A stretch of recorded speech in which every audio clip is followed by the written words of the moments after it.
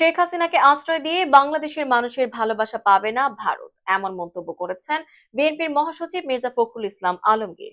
তিনি বলেন, দিল্লিতে বসে দেশের বিরুদ্ধে ষড়যন্ত্র করছেন সাবেক প্রধানমন্ত্রী। ছাত্র জনতার গণ অভ্যুত্থান ব্যর্থ করতে এখনো চক্রান্ত চলছে বলেও অভিযোগ তার। সোমবার বিকেলে জাতীয় প্রেস ক্লাবে বিএনপির সাবেক মহাসচিব আব্দুল সালাম তালুকদার স্মরণে আলোচনা সভায় প্রধান অতিথি মির্জা ফখরুল ইসলাম আলমগীর এসব কথা বলেন।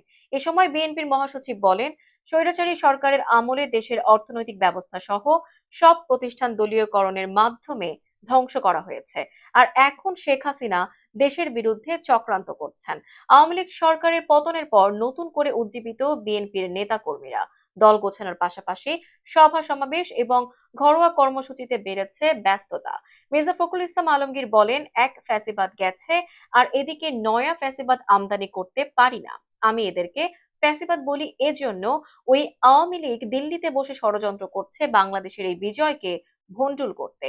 বাংলাদেশের মানুষের যে শত্রু, যাকে বাংলাদেশ থেকে পালিয়ে যেতে হয়েছে, তাকে আশ্রয় দিয়ে মানুষের ভালোবাসা পেতে পারে না বলে আমি মনে করি। এর আগে দুপুরে জাতীয়তাবাদী স্বেচ্ছাসেবক দলের ৪৪তম প্রতিষ্ঠা বার্ষিকী উপলক্ষে নেতাকর্মীদের নিয়ে বিএনপির প্রতিষ্ঠাতা জিয়াউর রহমানের সমাধিতে শ্রদ্ধা জানান মির্জা ফখরুল ইসলাম আলমগীর। এ সময় তিনি বলেন, দেশে অস্থিতিশীল অবস্থা তৈরির চেষ্টা চলছে।